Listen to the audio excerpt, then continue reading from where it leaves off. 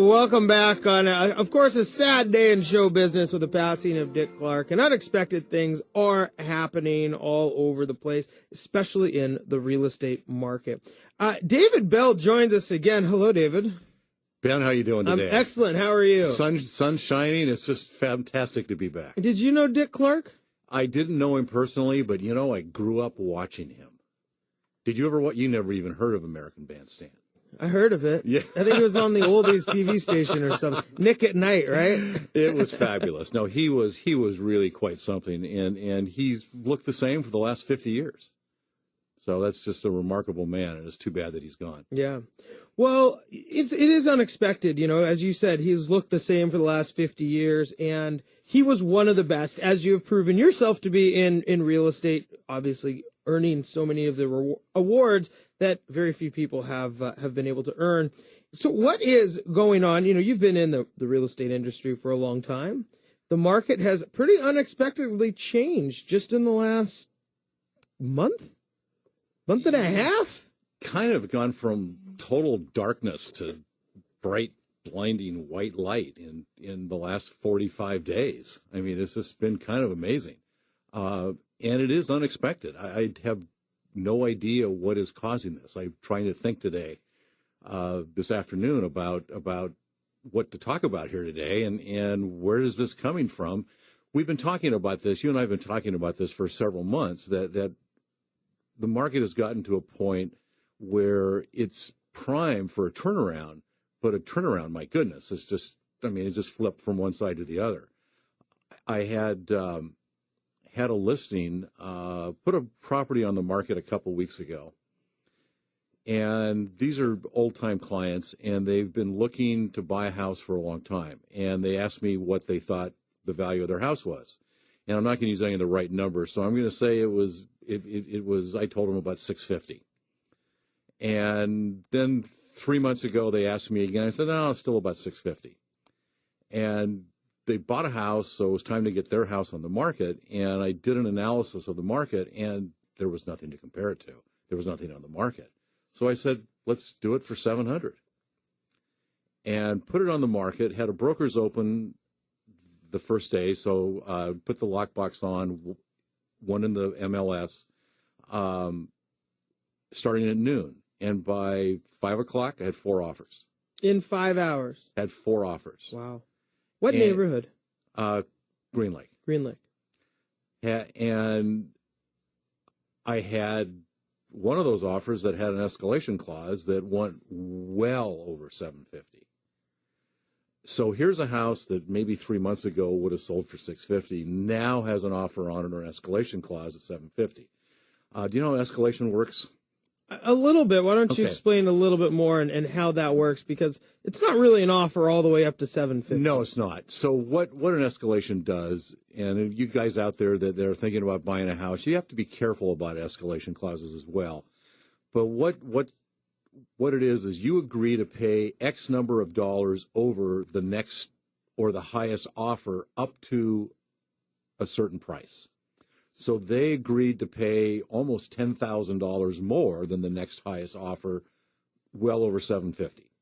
So then as a listing agent, what the listing agent does is they go back to all the other offers and they try to figure out how to get the other offers to have escalation clauses as well. We had one offer that came in right at asking price that had no inspection on it. So here we have a potential of an offer of over $750, and here we have an offer right at asking price with no inspection. And we have 2 other offers that are in between that. Guess what offer came in second? Time-wise or the value? That came in second on the list about which one we were going to take. Probably the one with no inspection. The one with no inspection. So the psychology is really interesting because the buyer has made an offer. They don't want an inspection, so they sign it. The house is sold. The other offer has a much higher price on it, but they're going to do an inspection. So you have to make a determination of how much is that no inspection worth to you in dollars. Is it worth $10,000, $20,000, $30,000, $50,000?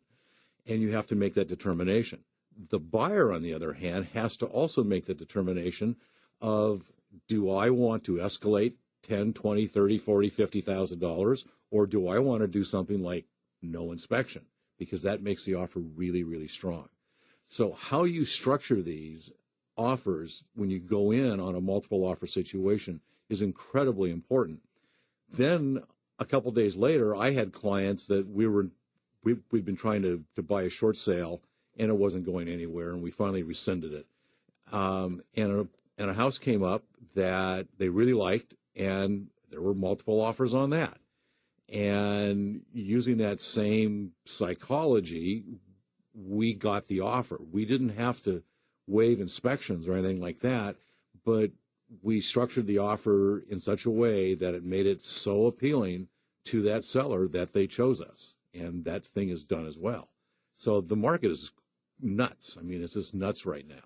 Would that give a seller a reason to do like a pre-inspection? So, you spend the $400 or $500, and you at least know what's wrong with your house. I mean, do a lot of people sell them without them, and then they? I never recommend that. And if somebody wants to do that, I just really flatly tell them, don't do that. Because if they find things out that they didn't know about that are wrong with the house, guess what they have to do with it now? Now they have to disclose it. So ignorance is bliss for a house seller. You don't want to know that stuff. And somebody else, a buyer, isn't going to take the word of your inspector because you hired the inspector, you paid the inspector. So what value is that inspection to a buyer? You want to have your own inspector come in. And because they're not going to just take it at face value. Oh, everything's perfect. Great. Yeah. Wonder how much they paid this guy. Exactly. So when you start thinking about structuring offers, it sounds to me like there's a lot more in the terms than there are just the price, which over, I think, the past, I don't know, before maybe 60 days ago, it was really price, and it was hammering it low, not hammering it high. That's right. And this brings us right back to the 2005, 2006, 2004 market. Really everything since about 2002 has been just, overfilled with multiple offers. And one of the things that you had to learn to survive in that market when you had 10 offers on a house, how do you write an offer so you get it? Otherwise, you're going to spend all your time writing offers, not getting them, and your clients are going to do that with you once or twice. And then they're going to say, well, you're not a good agent, and we're going to find somebody else. So you learn how to do that. You learn to look for what does the seller want, and it's not always price. Sometimes it's just a done deal. I mean, especially on the lending side, there's so many issues. That's right. That have come up in lending. It's like everything just kind of came together at once between how long it's taking. Every lender is backed up because you have all the refinances with low rates, all the HARP 2.0. So all the underwater people are now able to refinance. And now you have this hot real estate market. The reality is the lending industry wasn't prepared, nor could they ever have been. It was an unexpected event for all this to come together at once. And now it's taking longer. So I would imagine the cash offer is a bigger consideration because you don't always get financing done. Cash is huge. Cash is king. And I would tell any of my clients, any seller, that if we get an offer for $700,000 with 20% down, solid financing, and we get an offer for $690,000 all cash, $690,000. Take that one. Take the cash. Because it's done. They don't have to have an appraisal. They don't have to have anything else. It's done. Yeah. The appraisal. There's so many things that come up, and it's tougher. It is tougher and tougher. We're here with David Bell, managing broker with RE/MAX Metro East Side and a RE/MAX Hall of Famer. David, we have about a minute left before we have to go to break. So when people are structuring a deal as a buyer, the psychology of what they're going through, is it more stressful now? Do they feel this fear of loss? It's absolutely more stressful now because now they're feeling the pressure like they used to. Is I have to make up my mind right away. I can't wait and I can't sleep on it because if they sleep on it, it could be gone. I mean, houses are literally selling in a day. Good houses that are priced right. If they're overpriced or there's something wrong with the house, then maybe there's a reason why you shouldn't buy it right away. So you have to do your homework right when you walk in, and you should have an agent that's able to look at a house, look at a property, evaluate it correctly, and give that client feedback immediately whether or not it's a good investment, because there are a lot of unexpected. And I got to tell, I got to kind of change the subject here about being unexpected. I had the opportunity to meet Ben's son the other day. Oh my God! What a good-looking kid! Oh man, he takes after his mother. Big blue eyes, and that's what was unexpected. I mean, you really must have married a gorgeous woman. Well, I hope she's listening.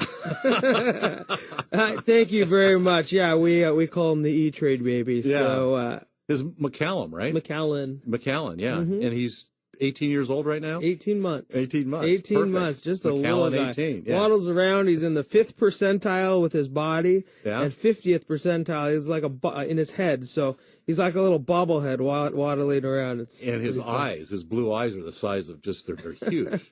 Good-looking kid. Appreciate it. Well, that's David Bell. David, thanks for joining us again, who, again, has earned Seattle Magazine's 5-star Best in Client Satisfaction Award every year it's been offered. David made a great point about inspections. And although maybe some buyers are comfortable going out, buying a house without inspecting it, which I think is a little on the crazy side, well, you know what? Some people understand what's in an inspection, but they don't always know what to do about it. Paul Kogerhoek's going to join us next to let you know a little bit about what you can do with an inspection so you understand exactly what it means and what it may cost to not only fix the house, but personalize it as well.